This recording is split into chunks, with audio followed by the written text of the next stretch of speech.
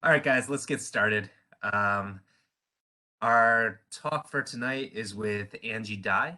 I've known Angie since 2013, 2014-ish. I met her at the diabetes training camp, and she was working as a coach, a nutritionist, helping out diabetic athletes learn how to fuel well training. And we've kind of hit it off ever since. I coach Angie, but she's coached me a lot on nutrition, and I bounce ideas off of her often for both myself and athletes. She's a registered dietitian. She's worked in so many different settings, but has worked in the clinical settings and also has her own nutrition business now. And she's certified in intuitive eating. She's certified in what do you call that? The metabolic efficiency training. And she's certified as a sports nutritionist as well. So she has she's a wealth of knowledge. She has tons of information for us. And I'm really excited for this call because everybody struggles at some point with race fueling. And I think it's important to keep this on the tip top of our minds and start practicing our race fueling now for those early season races so we don't get into the race and just have a disaster of a race, not because our fitness wasn't in tip top shape, but because we didn't fuel well for the activity that we were trying to for our goals. So without further ado, I'll leave it off to Angie. All right. Thank you for that nice introduction. I love this topic. I think in-race fueling is really fun thing to talk about and to experiment with. And particularly now when we're not in big race season yet, to think about some things that we could do to kind of optimize our season. Let's see here. So that's me. John gave you my little credentials there. My private practice is in Hershey. I've been a dietitian for 26 or 7 years, I think, and I've been an age group triathlete for almost as long. I did my first sprint triathlon in Chicago in 1999. So hopefully what we can kind of take away from tonight is to understand the role of each macronutrient and how that works in our daily fueling and how it works in race nutrition. And really when we're thinking about that, it's going to be these sort of important factors. So we're going to think about our carbohydrates, our fluids, and our electrolytes. So hopefully you kind of get an idea about how to estimate that and how to practice it and how to implement it for race day. And then if we have a little bit of extra time, we can touch on some supplements that I get a lot of questions about, and some of those supplements that you want to incorporate into race day, things like caffeine or branched chain amino acids. So like John said, really the number one goal of nutrition is to promote optimal performance. I do like to put out the caveat that there's no amount of carbohydrates or perfect nutrition can do that's going to take us from a 10-minute miler to a 7-minute miler. But what optimal nutrition can really do is to make us compete our best, feel our best, work out potential on race day. So really our nutrition, we want to be thinking about factors that can decrease some of those performance outputs. So things like power, strength, agility, concentration. Those nutrition factors, if they're off, these are things like our glycogen getting depleted, our blood sugar going low, getting dehydrated, having our electrolytes be off, having those gut issues, or acid-base disturbances. So we really want our nutrition to address factors so we can perform our best. Okay, so really gonna stick to in-race nutrition, but it benefits us to just briefly touch on daily fueling, just really briefly. And how much do I need really depends on a lot of things. I bring it up because if the daily nutrition is really off or not attended to, the race day nutrition plan is not going to be effective. So really when we're thinking about our daily fuel, they're going to be thinking about things like our age, our sex, the size of the athlete, right? Height, weight, what kind of training we're doing. Is it very intense or lower intensity? How much training we're doing. Are we training for a shorter race, a longer race? Is it all swimming, all running, or multi-sport? And then what is our lifestyle like around training? You know, are we training a whole lot, but then sedentary for the rest of the day? A lot of these things are all going to affect our daily fueling. This is just a little, not set in stone, but kind of a good guideline to take a look at, just some daily energy needs for competitive athletes. And why I put this up is just to really look at, as the training intensity changes from low to high, calorie needs are going to incrementally increase. But even if we look at low training intensity, like for even an injured athlete or doing minimal exercise, really athletes are still going to need, even a smaller athlete, like a 120-pound athlete is going to need somewhere in that 15 to 1800 calorie range.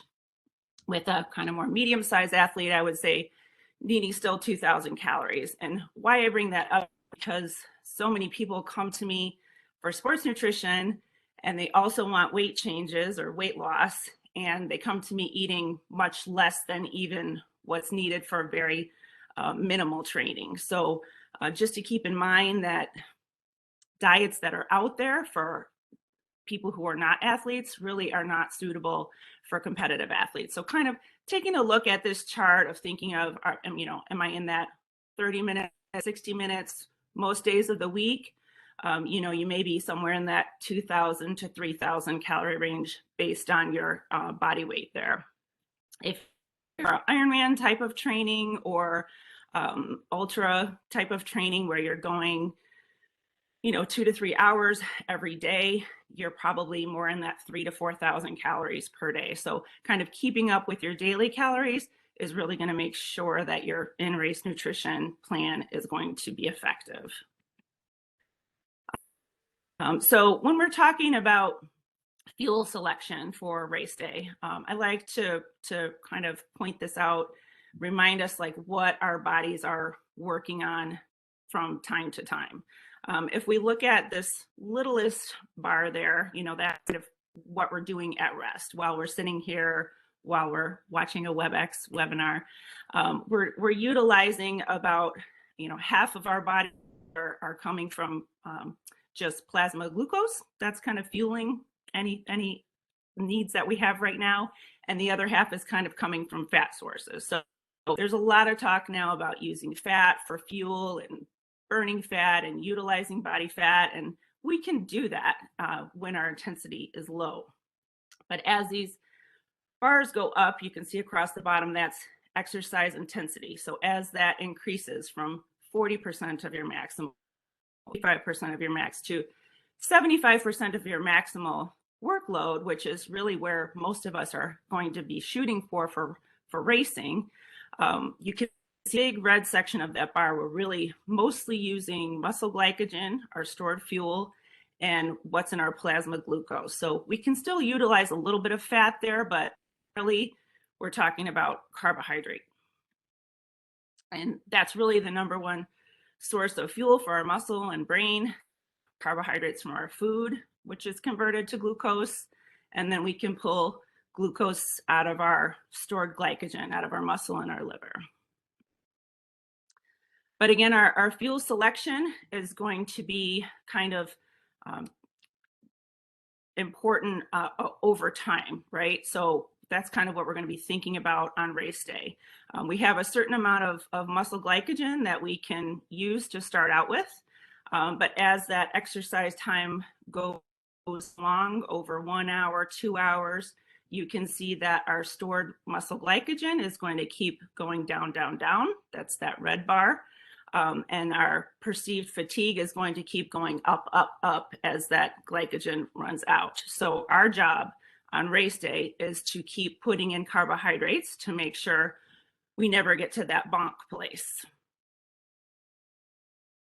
So we'll talk specifically about race day carbohydrates, but again, just to kind of give you an idea about daily carbohydrate targets, if you're not hitting these on a daily basis, it really doesn't matter if you have a perfect race day plan. If you come in depleted, glycogen depleted, if you're not replacing these as you're training, that race day plan won't be effective. So again, I know a lot of us probably have friends who are doing low carb diets, who are doing keto diets, who are fearful of carbohydrates, who are ordering things without the bun, who are, you know, really fearful of them. And this is, I think, a big kind of societal, cultural thing we're going through right now. But really for athletes, it's good to remember these numbers. And these carbohydrate targets are based on a position paper looking at multi-studies of where we want the carbohydrate intake to be based on kind of the volume of training that you're doing. So again, even that light training, low intensity, about an hour a day, this is still a pretty significant amount of carbohydrates. That's 3 to 6 grams per kilogram per day. So if you don't know how to convert your weight in pounds to kilograms, you just divide by 2.2. So for example, even light training, if you have like a 150-pound athlete, let's say, that's about roughly 70 kilos. You're looking at, 200 to over 300 grams of carbohydrate per day, even for light training. And I think with all of the low carbohydrate mentality now, if you're following a low carbohydrate, not even going to hit what you need for light training. When you're talking about moderate and high endurance training, that keeps going up. The grams per kilogram keep going up with the more hours of training that you're doing. So about an hour a day, you're looking at 5 to 7 grams per kilogram per day. And really high endurance training, that sort of marathon, Iron ultras, 1 to 3 hours per day, you really want to shoot for more like 6 to 10 grams per kilogram per day. But our racing carbohydrate targets are a little bit more based on time than weight of the athlete. So you may have some variance with size of the athlete, but in general, this is a little goal to think about is if we can consume more to burn more carbohydrate to perform better. If we think about it that way, I think earlier years ago in sports nutrition, it was kind of how little can we eat to get by to do this activity. But now we're really seeing a lot of elite athletes are putting in more and more carbohydrate and really able to perform much better. So it really depends on the duration of the exercise, how much carbohydrate you're going to need and what type. So this is talking for races, right? So 30 to 75-minute type of races. So these might be your 5K, your 10K, super sprint triathlon. Really, we have enough energy stored in glycogen to fuel that activity just fine. So you may not need any carbohydrate at all. You can take a small amount or even a mouth rinse. You may be fine with even just a little bit of water. You certainly could use carbohydrate if you wanted, but you wouldn't need it in a very short event. If we're talking about an event that's 1 to 2 hours, so maybe that's still 10K or a half marathon. Some of your, maybe fast Olympics might be in there, triathlons. That is about 30 grams per hour. And that can be a single type of carbohydrate or a mix of different types of carbohydrates. Where we're getting into those events that are 2 and 3 hours, so maybe that could still be your half marathon, your Olympic triathlons again are in there, some of your other longer races. Really, you want to get closer to 60 grams of carbohydrate per hour. Again, that multiple types of carbohydrate. Where it gets interesting is over 2.5 hours, the amount of carbohydrate really goes up, where we're looking to try to get 90 grams of carbohydrate per hour. But the gut can't always absorb that from only one carbohydrate source. So this is where we need to be creative and get multiple types of carbohydrates so that we can utilize them better at that higher volume. So again, those different types of carbohydrates have different transporters that are used for oxidation and absorption in the body. Some of our quickest carbohydrates like glucose, sucrose, maltodextrin, amylopectin, they're broken down really quickly for energy, almost twice as fast as some other carbohydrates like fructose or galactose or amylose. And previously, we thought the body could only absorb 60 grams per hour. I think that was on sports nutrition tests I had to take in college. But really, we're seeing now that some elite athletes are training their guts just like they train for other things. And age group athletes that I work with are doing this too. So really trying to train their guts to absorb a lot more carbohydrate. I took a picture of, is somebody trying to talk there? Oh, sorry. So when we think about getting these race day carbohydrates in, if we're thinking about, a triathlon or running races, a lot of times that's where the sports nutrition mixes and drinks come in. I'm not sure what that is. Noises, but anyway, I'll keep going. Some of the ones I just had in my pantry actually are Tailwind and Jet Fuel. That's an Infinite product. These are, you're able to mix to that 30 to 60 gram per hour based on what you need. Scratch is another popular one of athletes that I work with enjoy, and Scratch even has a new product called this Super Fuel drink mix, and that's kind of catering to that higher carbohydrate need. I think they market it as, for your biggest days. So that's really kind of mixes to about 400 calories in a bottle or 100 grams of carbohydrate. And a lot of athletes that have really high carbohydrate needs for fueling are enjoying using that. Sometimes we can't get all of that in a bottle, a little bit more about that, but these are some other ways to help meet that 30 to 60 grams of carbohydrate per hour. Kind of first triathlon I ever did, that Mrs. T's triathlon, they handed me a goo very similar to that one pictured there. And this is just sort of a thick, syrupy, I'm sure maybe a lot of you have tried these, has usually about that 25 to 30 grams of carbohydrate in them. You typically need water to wash those down, but these have been around for a very long time, and a lot of athletes to get in carbohydrate. A lot of athletes also have trouble with that high of concentration of sugar all at once, either clearing the mouth if you don't have water or feeling a little hard on the gut. So these were just things I have at home, but there's lots and lots of products. I would say a popular one we're seeing now is this isotonic type of hydrogel. So it's a very thinner, easier to get down isotonic carbohydrate. So it doesn't have that really high sugar concentration like some of the traditional gels do. And the nice part about them for me is that you really don't need water to take those in. There's also kind of a slew of products that are to use sort of more natural ingredients. You can see Huma here, 100% all natural. That's sort of some of the energy coming from chia seeds. There's things that come from fruit concentrates. So lots and lots of different ways to help you meet your carbohydrate needs. Other than gels, things like chews, there's sports nutrition products that are little chews that are kind of easy ways to get in extra carbohydrate while you're racing.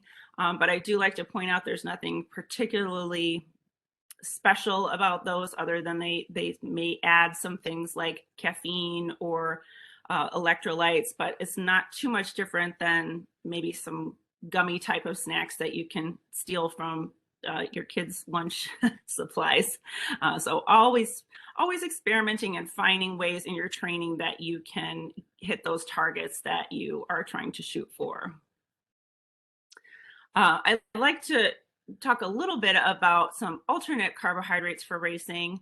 UCAN is just a little bit different type of sports nutrition. It's also a carbohydrate, but how we think of kind of traditional sports nutrition products are more sugar-based. They're really quickly absorbed. As soon as you eat them, they're kind of in your bloodstream pretty quickly. UCAN is a little bit different in that it's a slow digesting, resistant starch. And it was actually created for a family who had a child with a glycogen storage disorder that needed a source of fuel so that he could sleep through the night without being woken every 2 hours for food. And then I think after they developed this product, they thought that it might have some applications for athletes. And they've done a lot of testing, and a lot of athletes are using this who maybe don't do as well with quick, easily absorbed carbohydrates if they get digestive issues from that. This is a little different in that it's a very slow digesting, long release type of carbohydrate that can be used for racing. And so they have things like drink mixes, and now they have almost like a goo equivalent, like a shot of this super starch. And they also make products like bars and granola and different ways that you can use the super starch in your training. But I would say by and large, most athletes are going to be using more of those simple sugars, but it's just something to be aware of if you're trying to develop a race plan and the simple sugars aren't working for you. But our carb sources, really what we know from research is it doesn't really matter what type of carbohydrate it is. It's really going to be what you prefer, what you're going to implement and follow on race day. And it really doesn't matter if it's from liquid or gel or semi-solid or solid. It really matters that you're getting those carbohydrate targets, however that is. So that if we are thinking about the 30-gram carb equivalents, that can come from sports drinks, that can come from gels, that can come from bars, that can come from pretzels. I used pretzels in my Ironman in November, and I've yet to eat another pretzel since November 6th. So be aware of that. Sometimes some of these things that you think are going to be delicious for racing may change your mind after you have to eat it for 112 miles. But again, it's kind of finding either sports nutrition products, solid food, whatever it is to help you meet those carbohydrate needs. So just to touch on protein a little bit, it's really not a preferred fuel source for exercise. We know it helps a lot with recovery. It helps to repair our tissues that are broken down during exercise. But just a little bit on our daily needs, most athletes will need somewhere in that 1.2 to 1.7 grams per kilo range, sometimes up to 2 grams per kilo, depending on what stage of training that you're in. If you're trying to have some of those body composition changes, more protein may be beneficial.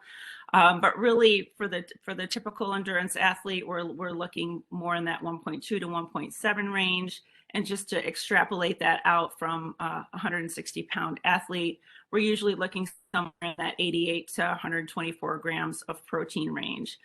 So that's really easily met, usually with whole food, small amounts at meals and snacks. And ideally kind of getting little bits sprinkled throughout your day is really going to be the best bet.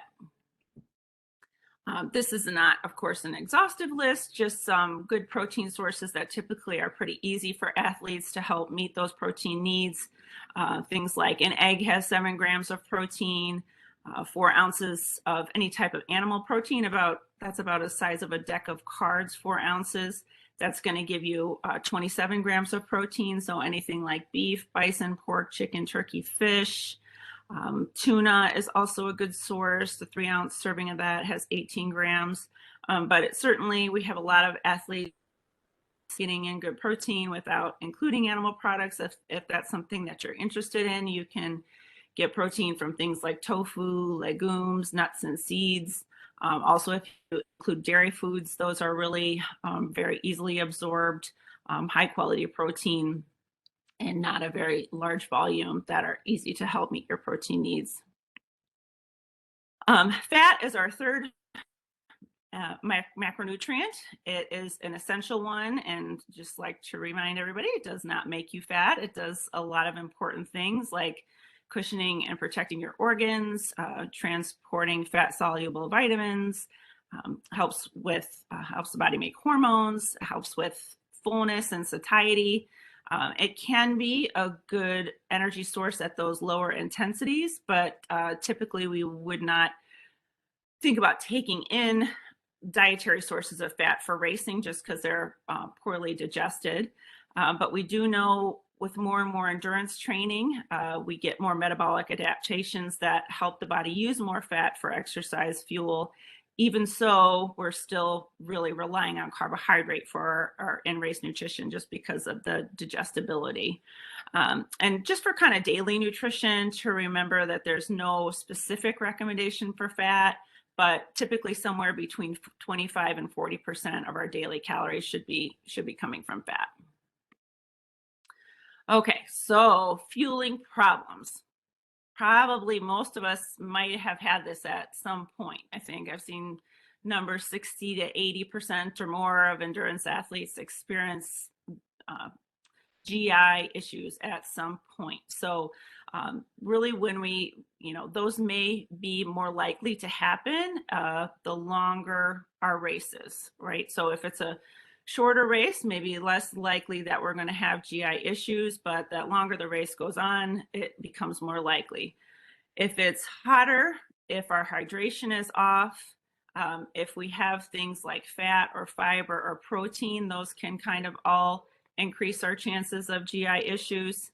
And then if we're taking in some of those really highly concentrated carbohydrate sources, those hypertonic solutions, those can cause digestive upset as well. And then if you're an athlete that's had a previous history, that is going to maybe be a likely experience that you may have that again, to be on the lookout. So what are some solutions for this? We really want to, if you do have a GI problem, we want to look at what you are using for racing. So maybe we need to manipulate the type of carbohydrate a little bit. There's lots of different carbohydrate sources in these different products. Maybe it's maybe you do better with glucose than fructose, for example. Maybe altering those carbohydrates would be helpful. Looking again at the foods that maybe you're eating prior to the event, things like fiber and fat and protein in the foods pre-event can make a difference. Again, ensuring like really adequate hydration, and we'll talk more about that.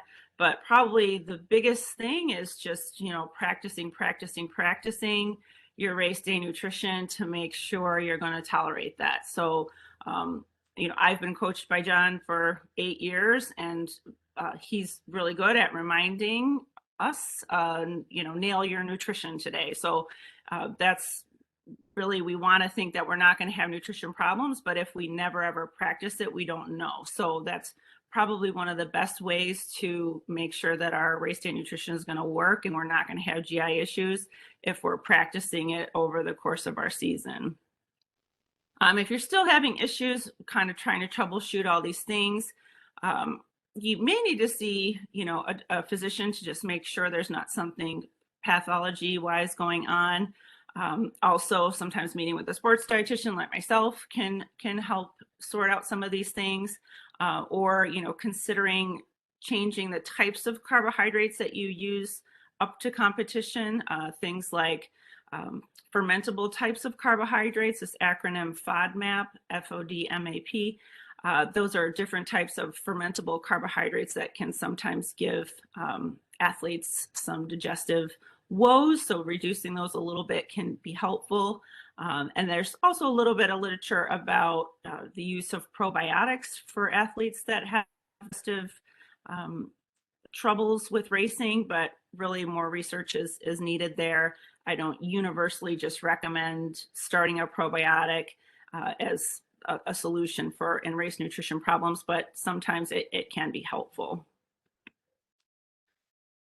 So fluids, let's talk fluids. Fluids are really crucial. So maintaining your fluids might be really the single most important thing that you do on race day. Unlike, thinking about training your gut, we really can't train ourselves to need less fluid than we do. So if we're not adequately hydrated, we're going to have performance problems, our stamina problems. We're not going to be able to think clearly or recover. Our metabolic rate's going to plummet. Our fatigue's going to go up. Core temperature is going to go up, and our injury is going to go up. So we really need to know our fluid needs for racing. So a good to do if you have never done it before is to know your sweat rate. And that's a pretty easy thing to do at home, and kind of gives you an idea if you're kind of losing an average amount of fluid in training, or if you might be on the higher end. So this is, I always thought that we would be talking more in liters and kilograms by the time this far along in my career, but I feel like most athletes I work with still think in pounds and ounces. So that's how this little equation is set up, but you can also do it in kilograms and liters. But taking your pre-exercise body weight naked, your post-exercise body weight, and then if you have any fluid intake during your during your exercise, you would include that. If you happen to have any urine losses, you would need to account for that, and you divide it over the time in hours. So let's just say, for example, your pre-exercise weight is 151 pounds, your post is 150. You maybe consumed 8 ounces of fluid in that 1 hour workout, and you didn't have any urine output. You're just going to take 16 times that 1 pound difference plus 8. So your sweat rate is 24 ounces per hour, which is a pretty average amount for sweat rate. That doesn't really tell you, though, what you are losing in sodium. So if you are one of these athletes that kind of come home from a big workout and you have a pretty good crust of salt along your hairline or on your clothing, a little white stain, visible salt on your arms or legs, you may be a saltier sweater. So some of these sports nutrition products really aren't maybe set up to match your sodium sweat losses. So 2 companies that I've had athletes work with are Precision Hydration and Levelin. Precision Hydration actually has a lot of really nice free information on their website on kind of how to calculate some of these things and whether or not a sweat test may be appropriate for you. But the nice thing about it is kind of a one-time test. It's not something you do over and over again, but it really kind of can help you understand how much sodium you're losing and help you dial that in for race day. So thinking about drinking, should I plan my fluid intake or drink to thirst? By and large, you want to do timed drinking. That's going to really be the best to make sure that we hit our fluid needs. So that's really going to be the best for any type of longer event, anything that's hot, anything that's humid, stagnant air. You really want to have, say we use that example of the 24 ounces per hour. You want to think about maybe setting a timer or watching your race clock and drinking at really regular intervals, every 10 minutes, every 15 minutes. Mentally, that kind of gives a thing to keep focused on, and it's going to make sure that you really implement your fluid needs for that race. The times where sometimes it's okay to drink to thirst is if the race is much shorter, or if it is much colder or drier or breezier than you had anticipated, and you're not losing as much fluids and maybe electrolytes, but definitely fluids as you normally would or were expecting to. You may not want to drink quite as much or stick to that really high hydration plan if it's suddenly much colder than you had anticipated it was going to be. But just kind of more on fluid needs, that hydration, it starts really hours before training and competition. Just a little bit of baseline daily needs. A really rough estimate is looking at about half of your body weight in pounds in ounces. So if you're a 160-pound athlete, divide that by 2, maybe about 80 ounces is your typical baseline daily needs. That may not take into account if you're training in the heat or doing lots of intensity, you may need much more than that, but this is just sort of baseline place to start. But then when you're thinking about competition, you really want to get in 5 to 7 milliliters per kilo body weight and some type of fluid, water, sports drink, kind of in that 4-hour window before the race. So that's not a ton of fluid, 160-pound athlete, talking about maybe, a bottle or a sports bottle type of bottle before the race. And a lot of times that, half to 1 liter per hour, 16 to 32 ounces is to prevent dehydration in most athletes in mild environments. But again, knowing your sweat rate, knowing how that may change in hotter environments is going to really help you have a specific plan for your fluid needs on race day.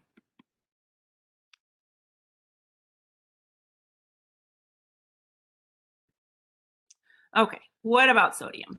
So research is a little mixed in support of supplemental sodium for athletes.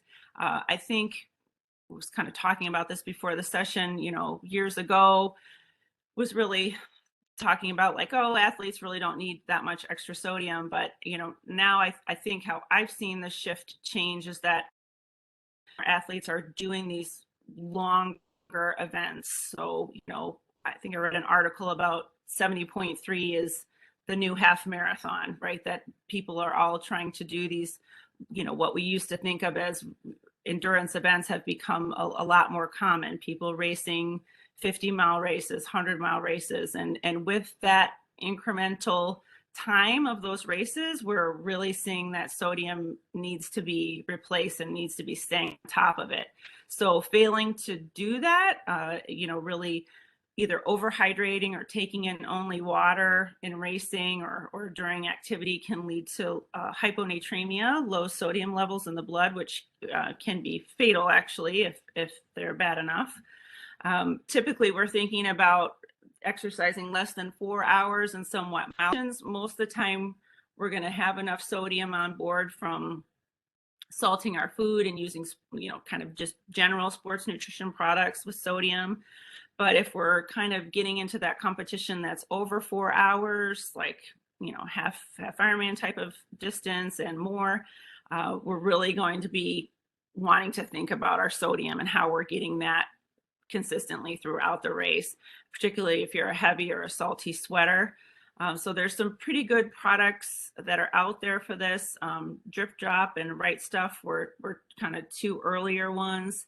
I took a picture of what's in my drawer this morning.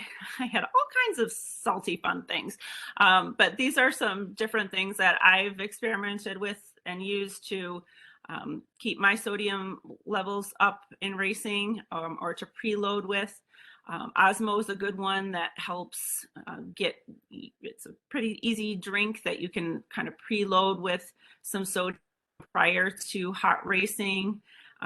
I have athletes that use just more thermotabs, sort of little tablets that they're going to take of sodium during the race.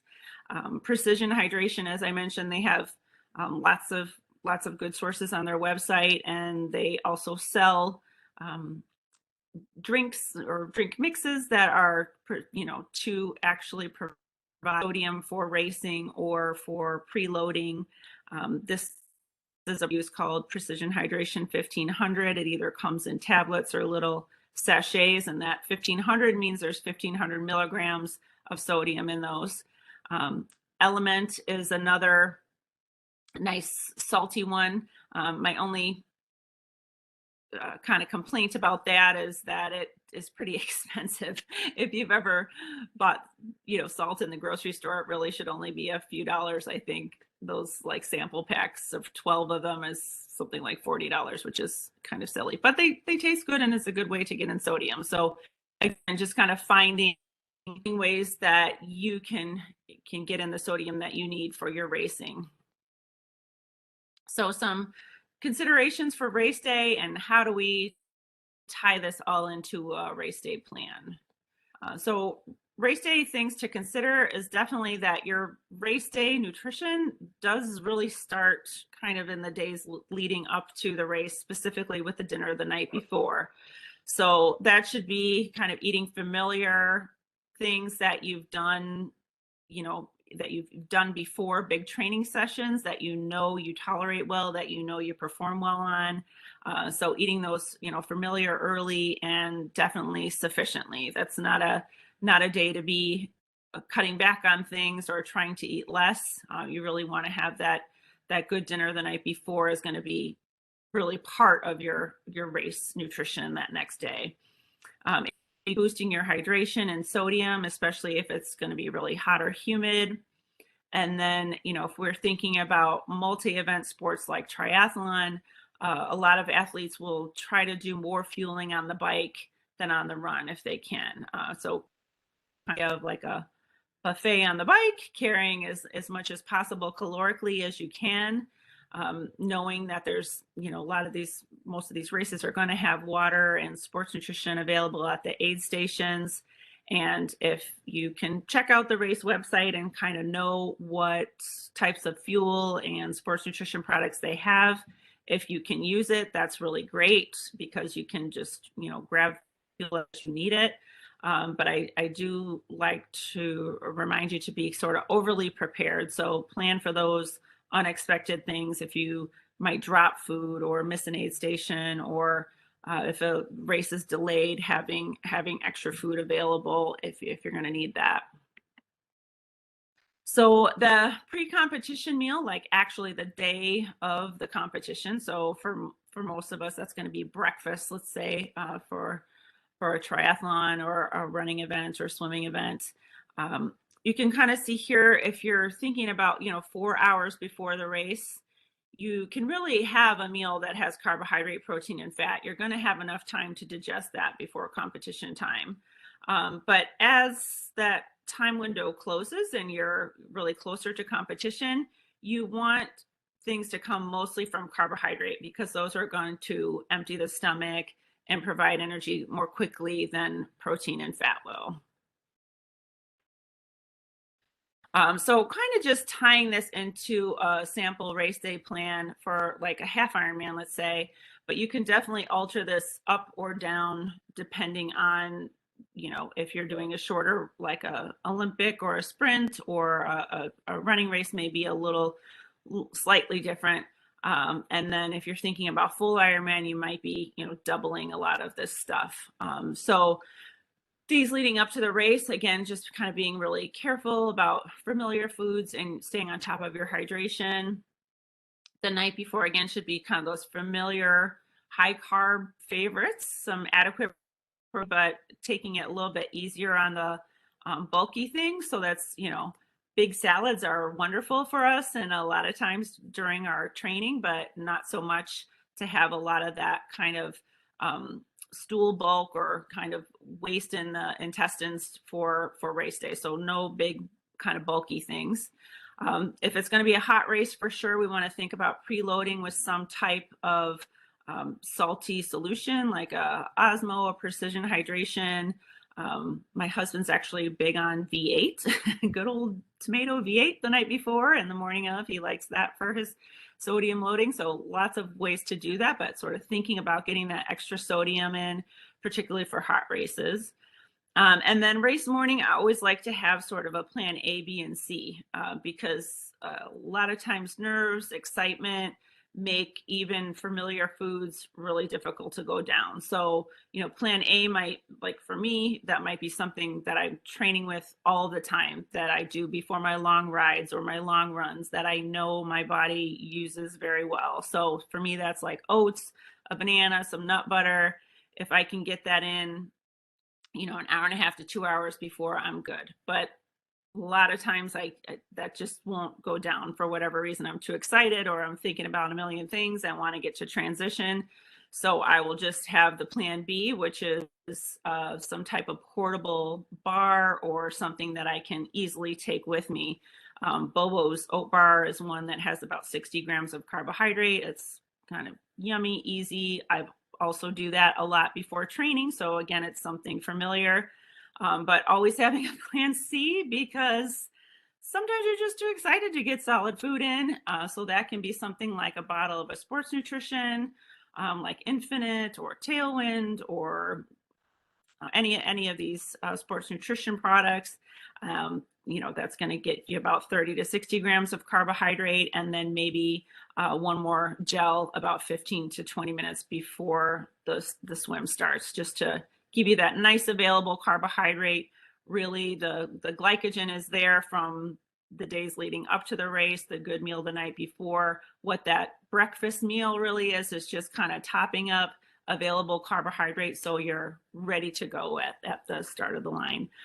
If you're a coffee drinker, that's always has a nice performance benefit. If you like it and you tolerate it, prior to racing, I usually keep my usual cup of coffee. T1, really the job in T1 is to kind of get in and get out. You really don't want to try to kind of incorporate food into your race plan there. Typically the heart rate is high. You kind of just want to get in, get your gear changed, and get on the bike and get settled in, and start your race nutrition really on the bike. But I do recommend keeping some extra food in there just in case that swim really got delayed, if the swim was harder, if the water was cold. So if you do need that minute to just kind of regroup, to have a bar, a gel, an extra bottle of, just get in a little carbohydrate to reset you before the bike. That's always good to have just in case. But then, like for me, the bike is going to take me about 3 hours, and my goal that's worked for me is 60 grams per hour. And I usually do that with a combination of some type of liquid sports nutrition and chews. That's worked for me. I can control getting in extra carbohydrate if I'm not drinking quite as much as I anticipated. Again, if it's a little colder race, or if it's difficult to get to my bottles, I know I can at least have that control to get the extra carbohydrate in as needed throughout the race. And again, I'll do that sort of on timing. If we're thinking about, that this might be that this is the first part of your Ironman, you have all of these bottles and sports nutrition ready at special needs to kind of reload and do the second half of the race. So T2, grabbing whatever nutrition you're going to be using for the run. For me, that's around 2 hours. So I'm going to grab usually three types of 3 hydrogels. Those have about 22 grams of carb each, and that has worked for me. So kind of also having a pretty solid plan for this, though, because I'm never going to usually want to actually take those gels, but I know it's really part of my plan. So I plan to drink to thirst and gut tolerance on the course every 1 to 2 miles at those aid stations. And then I plan out when I'm going to take those gels, and I really try to stick to that. Some of the gels have caffeine, which is helpful, but a lot of times the taste of those is tough. So making sure you practice that in your training. If you're planning on using some gels with caffeine, just make sure you can get them down okay. And just having some available extra salt there, either salt tabs or a base salt if you feel like you need it. Again, with full Ironman, you would be kind of doing a similar thing. You could use on-course nutrition, of course, and then having more for the second half, your second half marathon and your special needs. When you're done, you get to just celebrate, eat, drink, and recover.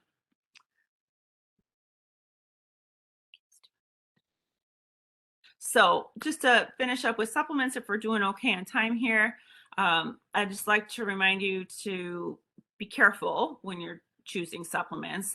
It's not a real well-regulated industry. So sometimes athletes come to me on all these different supplements, and they're having GI issues, or all these different supplements, and they, don't feel great. So kind of thinking about what are these things can we get with food? I always try to encourage that first.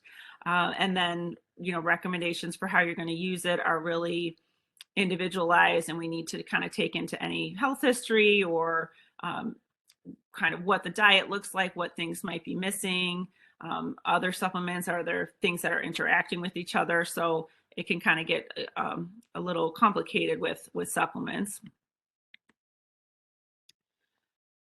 But ones that I definitely kind of like to consider for endurance athletes, these are not really in race, these are more daily types of things. Calcium is something to consider, you know, if you're not eating dairy products or getting a lot of calcium in your regular diet. Distance runners, a lot of women particularly, are at risk for stress fractures. So calcium supplementation may be appropriate if you're not meeting it through food. A lot of female athletes in particular have low iron, so that can really affect just how you're able to train, how you recover. So long distance runners, female athletes, if you are vegetarian or vegan, are all at higher risk for deficiency. So that's something that's pretty easy to know your level and to know if iron supplementation would help you. Magnesium is another one that a lot of my athletes are using. It's a low dietary intake is pretty common in the general population and the athletic population, but this is one to kind of be careful about because a lot of the magnesium supplements will have a bit of a laxative effect and can cause those GI issues too. Vitamin D, I find, is low in almost all my athletes that are getting their levels checked, but it can be toxic at high doses. So again, if you are getting some labs checked, if you have a physician who's open to checking this, it's nice to know your level and to supplement appropriately based on that. Omega-3 supplementation can help athletes reduce inflammation. And you know, if you're not getting good omega-3s in your diet, it may be something that's beneficial to you. Side effects can include things like fishy burps or, again, digestive distress. Or, again, I've seen it sometimes even alter lipid panels in not the greatest way. So kind of knowing, really looking at the whole diet and whether that can be beneficial to add in. Things that may be used more around racing, race day, are things like beetroot juice that can be used before and even during an intense activity. And the research around that is really solid. It can really help reduce the oxygen cost of the exercise and help decrease glycogen depletion. I would say the thing that I've seen with it is the taste is really pulled for a lot of athletes. So even though the science is there and it does have a good performance benefit, it's hard for a lot of athletes to include on a regular basis.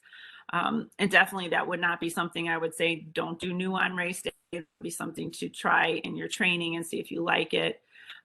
But most athletes will use some caffeine in their race day just to kind of know that peaks in the blood after about an hour.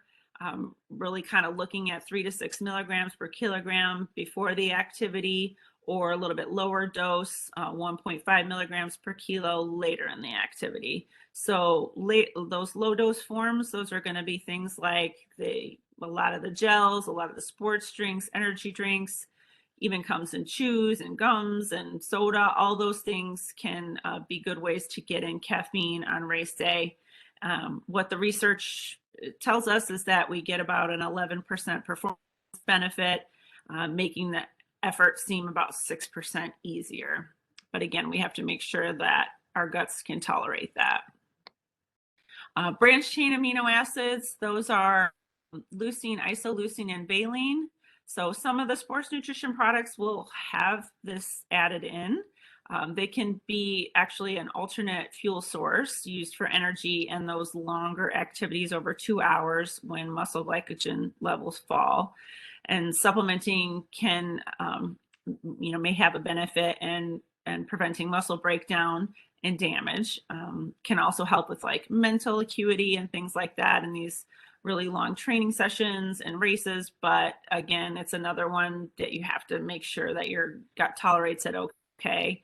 And again, the studies are a little bit mixed, kind of looking at just a carbohydrate containing beverage to one that has a carb and a branched chain amino acid, not seeing a big difference if either one of those things are optimal. So just a little last thing on supplement safety. This free app is available, NSF for Sport. That's just if you're thinking about adding in a supplement, it's a great place to look up and to make sure that it is certified safe for sport. If you have any kind of testing or anything that you're doing, especially if you're a professional athlete, to know anything that you be in, whether it's safe for sport or not. So I think that was my last slide. Hopefully maybe we have time for some questions or comments. I would love to hear any that you have. I think I saw some pop up maybe in the chat box here. Yeah, someone had a question about amino acids, but Yeah. it looks like you covered that in the last slide. So does anyone else want to take themselves off of mute and ask a question? And if you don't, I will, because I have a couple. Okay.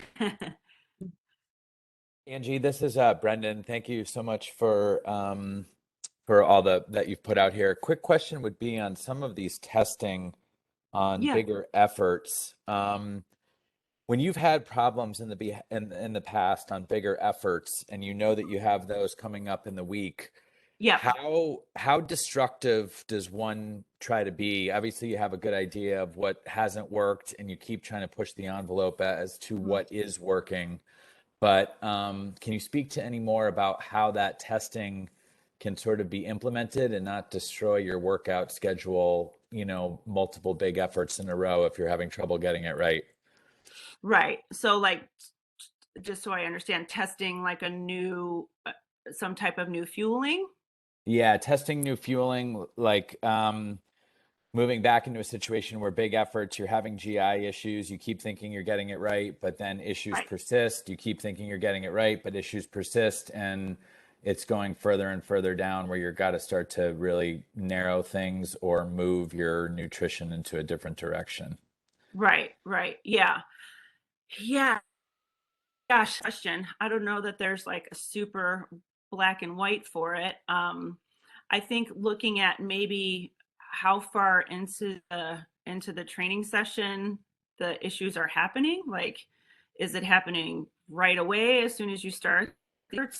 Is it starting, after you've been in, your 3 or 4 hours into a 6-hour ride, you start having problems? That can kind of, if you think a little bit about it, can kind of help you tease out, is it something that maybe you're eating leading up to that training, or is it something that you're putting in the training? I think those are two things that you can kind of help sort out there.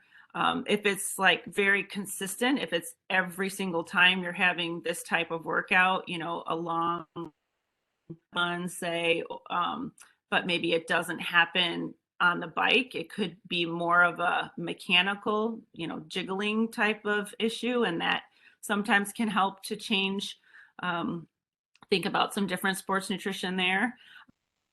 Sounds like from your question that you've tried to tease out a lot of this and have maybe still have the problems. That might be where it's good to even just, if it's not too close to race day, if it's not one of those like key, gosh, I need to hit this, 4-hour bike with, 2 of the hours are at tempo or race pace, and then I've got a runoff and I really want to simulate race day. That may not be the best place to do it. But if you've got some, pretty key workouts, if you can maybe try something completely different with your nutrition to see if that makes a difference. If it's happening just as you're putting the nutrition in, kind of early in the effort, it could be more of the actual sports nutrition that you're using versus your daily nutrition, if that makes sense. I don't know if that was helpful or not helpful. So helpful. Thank you very much. I appreciate that. You're welcome.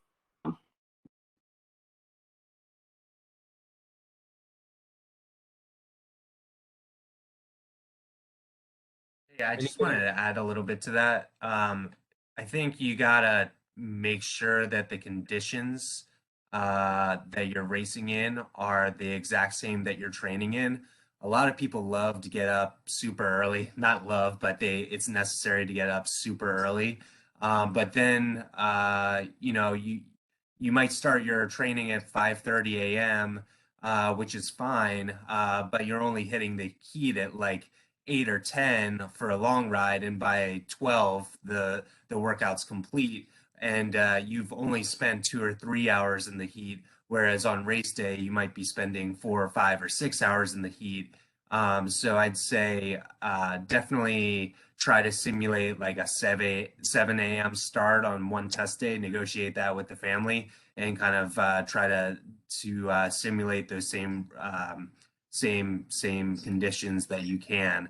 And if you can't get in the same conditions, then like do your best, like use a small room with a heat with like a and crank up the heat is what I'm trying to say.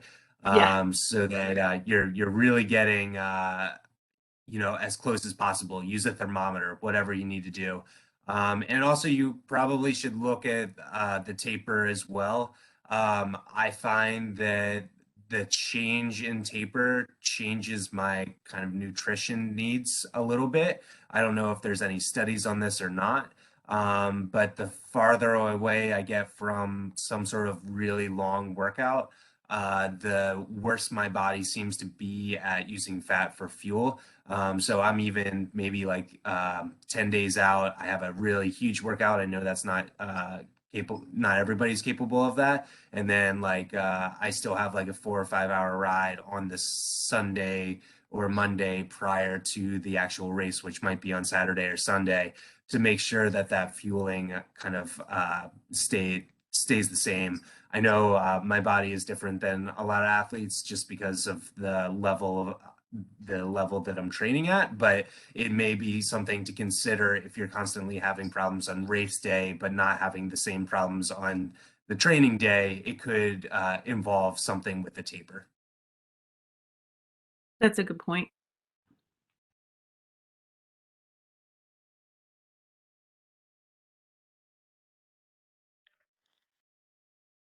Angie, I had a question. It's Martin Carlisle here Hello. about. Hi, I'm a vegetarian, Hmm. and I struggle with post-race nutrition because I also have uh, intolerance to gluten. Hmm. So to try and get carbs in, other than because I end up eating chocolate and candy. So Yeah. it seems to be the only thing to put in to get some of that carb in. Hmm. Do you have any other solution other than because I've been using other sort of supplements to try and get that in? But any ideas for us who have that type of diet? So you're talking about like at races when there's post Well, race yeah. food Well, or just on the at daily? races, yeah, at races is always a horror coming out of the race because they've never got anything for vegetarians. But Right. and it's generally going to be bread or something like Yeah. that. So Right. I'm always struggling in that arena. But mainly for training, just so that you get that correct recovery, Right. as well. Yeah. How do you feel when you come home from training? Do you feel like pretty hungry, ready to eat, or is it a little bit more struggle? Maybe That's a liquid would be struggle. better. Yeah, yeah. Yeah. Look. Um, Yeah. so myself and probably like 50% of the athletes that I work with, it's just pretty mixed. They tell me they like open the fridge and they're grabbing a chicken leg and just can eat solid food really easily. I am in the other camp a lot of times, especially in the summer when it's hot and I've done a really hard effort. um Solid food is not great. So are you much of a smoothie person? Do you do like a recovery smoothie? I think that's probably one of my favorite best Would ways to get in carbohydrate and protein after a workout. Right. So you put protein in that. I have protein shakes, but I've never had a smoothie as such. But you would put protein in a smoothie. Oh yeah. Do you have a protein powder that you like? Yeah, yeah. Which one do you like? Oh, now you're gonna make me remember. No, um, I would say in I just buy it yeah, online.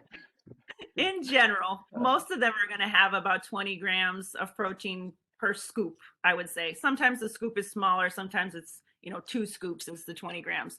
Some of these now are super high protein, like 40 grams of protein in there. Right. And kind of to your point, when you were first asking about carb, I think sometimes athletes lose sight of that and only think about protein after workout, but really you kind of want to have that nice mix of protein and carbohydrate. So for me, a smoothie is a super easy way to get that. So your protein source can be a powder.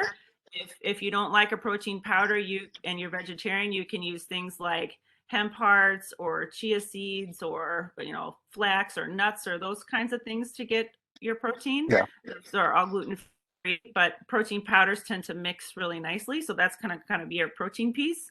And then your carbohydrate piece is usually going to be any type of fruit.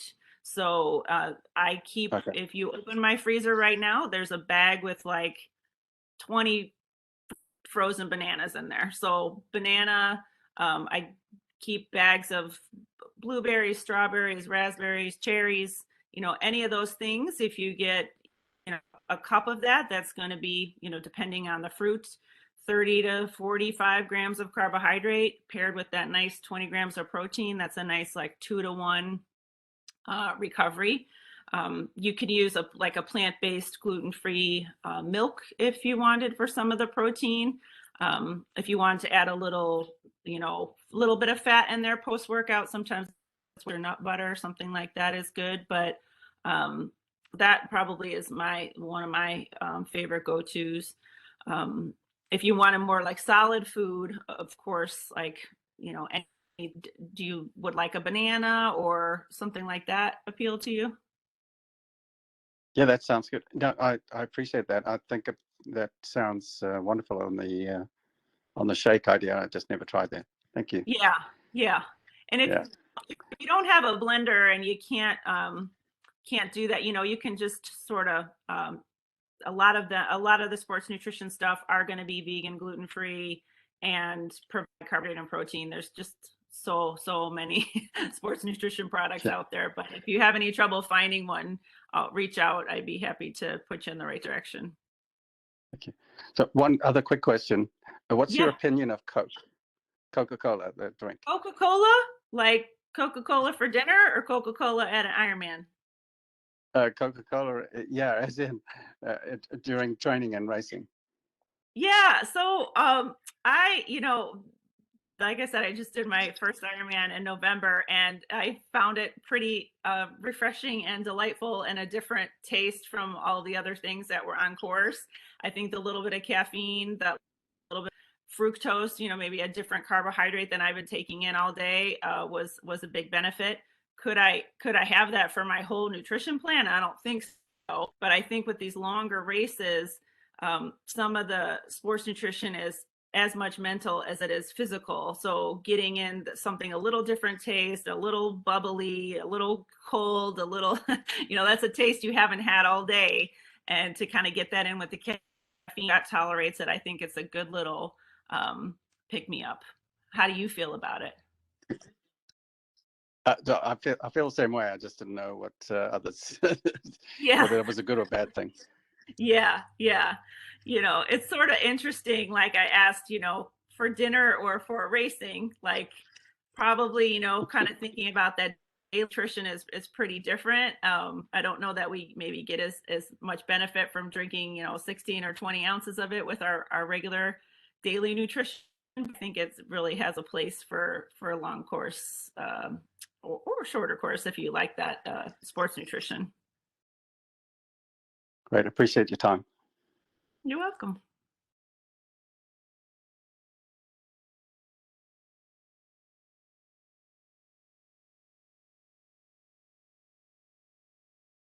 Do we have any other questions? I just like to say thank you. I thought that was a really great presentation. I think the overview of carbs, fats, and protein was really insightful, and I thought the detail was great, and I thought it was a lot of information that people can put into practice right away. So I really appreciate the numbers and the equations and the figures, so people can literally wake up tomorrow and start trying to calculate those numbers for themselves. So I thought that was super helpful. So thank you so much, Angie. Thank you. Oh, it was nice to meet you. Nice to meet you too. I think that brings up a key point. Everybody should go home and check out how many carbohydrates they're actually eating versus how many they should be eating, and compare and contrast and adjust and see what happens. I'm always I check in on those numbers probably like once every 3 months or so, just to make sure that I'm taking in enough for my current fitness level and what I need for that period of time. So thank you, Angie, for that. You're welcome. Yeah, and just to piggyback on that, I think that every 3 to 4 months or every change in training cycle is a good way to approach it. I think with so many people trying to work and have families and train for these things, it really isn't the greatest use of your time to calculate every last gram of carbohydrate every single day, but to kind of have an idea roughly of what you're doing in training and feeling great if you're bonding, feeling like maybe you might be off, doing a quick check-in every now and again, I think is a really, really good thing to do. Hey, Angie, if we want to contact you, if we want to work with you on a plan, what's the best way to get a hold of you? I think I might have, to save space, my slide, but that's the name of my business there, Carpe Diem Nutrition. It's, if anybody speaks Latin here, is seize the day. But that is my email is Angie, Angie, at carpediemnutrition.com. That's an easy way to get me. Great, thank you. You're welcome.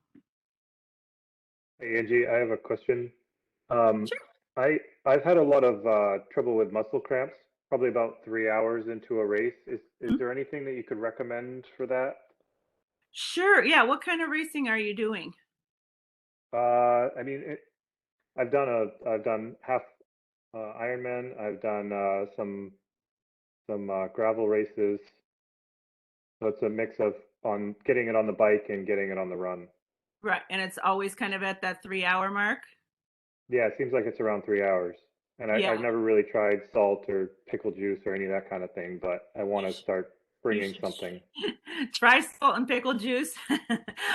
Or, you might be one to consider one of those sodium sweat tests to see, because typically that's kind of early to be sodium depleted 3 hours in. So you just may be someone who loses a ton of salt in your sweat. Do you feel that you have that? Like, do you get a little, can you see visible salt on your arms or legs, or any of your hats or anything stained white, or your race kit with the little white stains on there?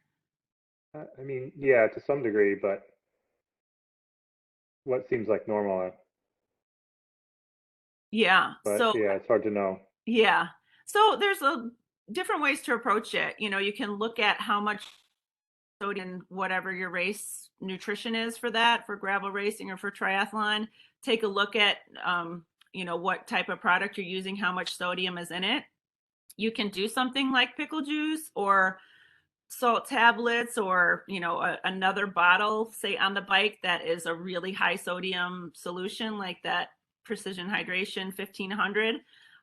You can just experiment with that and see, but it may, if you're consistently getting those problems despite pretty good sodium intake, you may just be an outlier of someone that needs a lot more sodium than is in a lot of these commercial nutrition products. Got it. All right. Thank you. You're welcome. I'll just add something into that too, because we've looked a lot at cramping in our laboratory. It can be, I think it can be from a lot of different things. One paper we read was about the reciprocal action of a muscle. So let's say your quads are the muscle that's always cramping. It could be from ineffective hamstring contraction. So actually training the antagonistic muscle group could help out a lot. obviously when your body's sensitive to fatigue, so maybe those muscles and everything in the neural connectivity to those muscles are fatiguing around the 3 hour mark. So trying to get in some bike rides and some runs that are a little bit longer and at lower intensity might train your body to get used to that 3+ hour mark. But certainly staying hydrated, sodium, looking at your glucose levels, like look at everything Angie has given us with carbohydrates. Are you properly eating that 120 grams of carbohydrate, 3 to 4 hours before? I don't know what the exact number she gave us because I was driving. Are you eating that? Are you eating that proper amount in the morning so that your muscles are full of glycogen? So you can kind of brainstorm a couple different things, but those might be some ideas to start.